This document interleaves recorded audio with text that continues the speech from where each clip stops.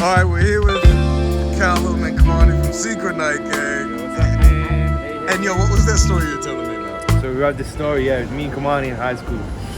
So Kemani comes in one day and he's wearing a hat and the teachers are going crazy and saying like, Kemani, you must take that hat off, you must take that hat off. But he didn't want to take the hat off because at least did we know that under it he had a bar left.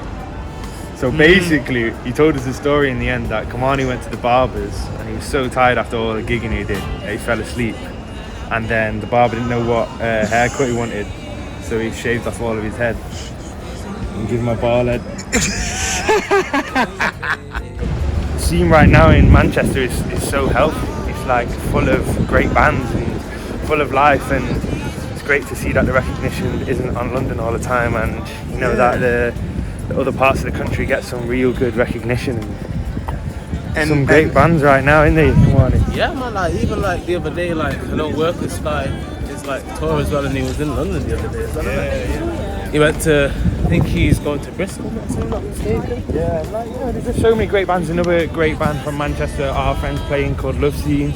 Yeah. Amazing disco band as well. They're pumping out disco, funk tunes, everything that feeds the mind and soul, really. Yeah. But the thing is, it's just not even just like soul music as well, do you know what I mean? Because like there's like artists like, say, like Caitlin Lang that's coming through, do you know what I mean? And then going back to the little soul scene, you've got like Marley Hayes still coming through and going strong. Like, yeah. She's what? Yeah, I was just gonna say there's a big scene right now for dance music in Manchester as well. Like, you know, you got the likes of Worker and Contours kind of leading the way in that world in Manchester, and you know, you got Andy, Mr. Scruff, also one of the old legends, and I think it's really good actually that there's a community of older cats and younger cats coming together now. And But I think who is helping to publicise this, and who is actually helping to get this music out? well, The bands themselves? the bands, yeah, themselves, and I think, you know, obviously social media's had like a great impact on music in the last years of bringing communities together.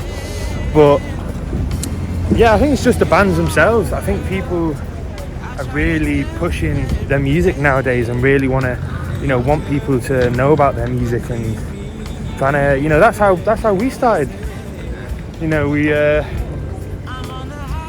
all started from me and Kemani doing late night jams and stuff, and that's how it all started, the band, you know, through word of mouth really, and us telling people about who we are and making sure that people knew who we were and that we were recognised. And in the end, that's how Giles picked us up, and we ended up very fortunate getting in with a label like Brownswood, you know, and we're super grateful for that, you know. But I think it's just making sure that there's enough buzz around what you're doing to make yourself known, you know, more than anything. So, and loads of cats, you know, especially for the session stuff, anything you're sort of doing, it's like everyone wants tenor, trumpet, trombone. Yeah. But like, you know, Secret Night Gang, I've always, you know, when we've been doing recording as well, I've always found that there's something in the sound of alto, 2 flugels or 2 trumpets that I really love. And I kind of, you know, like, I didn't want to go for a typical horn section thing, as always, you know, doing tenor, trumpet, trombone. And just like the resonance of an alto and 2 trumpets like kicks through harder than anything. You know, you don't have the low end, but you don't need the low end because there's other instruments in the band covering low end. So Poor trombone players. Poor trombone players. Yeah, so like Callum was saying, like we started off in a little rehearsal room in Old Trafford in Manchester, 0161 I must say. And yeah, it was myself, Callum, and a man called Stuart Whitehead. And we would write music together, like late nights, hence the name Secret Night Gang, simply because we'd always be out till like really late and no one would know that we'd be doing like music sessions together for so long. But swiftly moving on to that, then like the band kind of sort of grew naturally, if I'm being honest. We went to a jam in Manchester called Cantor's, which used to be this old like sort of restaurant / diner bar thing, in which we then met our producer and now manager Yvonne Ellis and Mikey Wilson.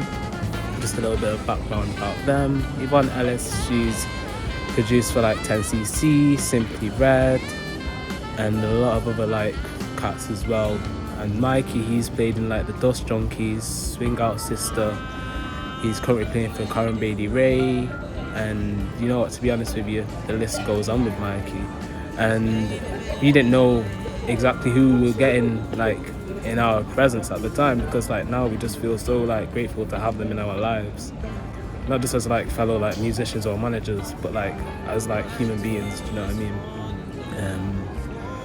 So then we got them into the band, got Mike into the band. We did our first recording session in September. It would have been September 5th, 2018 at Blueprint Studios. I only know that because that was the same day as like a lot of things were going down. Like you were going down to London, weren't you? Yeah, that was my moving point to come to study at Trinity. So then I left the whole band and Kemani behind in Manchester and moved to London on my own, and that was the start of my studies at Trinity. The second album is basically a continuation from where we left off from the first album, and not in the way that you think it is, because most of what we released, most of what we did all throughout that period, like, was all throughout lockdown.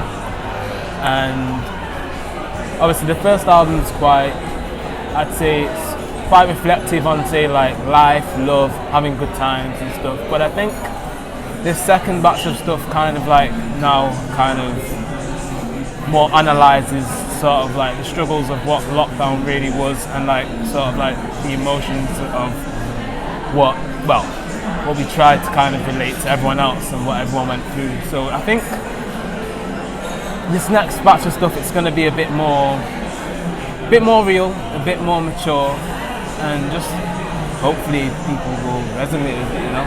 Yeah, I totally agree, and I just think, you know, it was a time where me and Kemani were going through lockdown together. We had our flat together, so we were writing lots of music, but really at most trying to write music that kind of reflected what was happening in the world at the time. And you know, I think so much bad stuff has happened in the last couple of years and whatever else, but you know, we're trying to make our music a reflective place for people, so that when they do listen to it, they have a reflect about what's happened. You know, some of the tunes are very joyous. They've got great lyrics about them, you know, but then some of them talk about the real dark realities of the world, and I think it's good that the album's real, and that it's more mature, as you say. It's got more mature, and we're talking about real struggles that people are going through, what we were going through as well, you know. A lot of the songs are always written about stories of our own life, so yeah, that's where the second album's at. Now you guys are young men. Yep. And I know typically young men are learning how to find their way in this world. So when it comes to cooking at home, or eating in general, and finding food for yourself, how do we fend? Do you guys cook? I cook next level amounts. Yeah? Yeah. Can't lie. Living with this brother for like 2 years has shown me like different things in terms of cooking, and like made me think outside the box when I'm cooking myself. So if there's anything I can thank you for real, it's that I can't lie. Yeah, I always make sure that Kemani would have a good, me and Kemani would have a good scran. I don't know, I feel like for me cooking is such an important start of the day. No, you're looking at it from like sort of like a cultural perspective, but because of the tour life and going around the world so much, it's just opened up my taste buds to like different kinds of foods. And as of recent, I've been really into actually Italian food.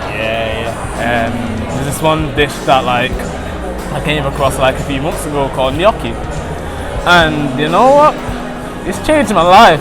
I love it. and to be honest with you, all of my cooking, comes from just like trying to create as much as possible, trying to take influences, trying to make things from different countries. You know, I love Caribbean food. I always have done my whole life. You know, growing up with being with this guy and going around to his and having Caribbean food, you gotta love it. So you know, I was like influenced by so many different styles of food, and you know, I've been cooking Kemani loads of pasta recently, and that really all was inspired by like Nick coming over and Nick showing us Italian food, and like, bro, like, you know, this is how you should cook a real Italian food. So then, I've took that on board, and I've always been into Italian food anyway, cooking. But then, sharing it with others as well. And I think, food is like music in many ways. It's like that relation of sitting down, enjoying an energy, a space and moment. That's something, and most food has a lot of dedication, time and passion and love put into it, the same as music does. And I think it's such a good relationship between music and food. It's like, they're equal in the ways, you know what I mean? It's like, it's such an art form in a way. And I think it's always good, musicians always eat good food. That's what I say, always. Yep. That's right.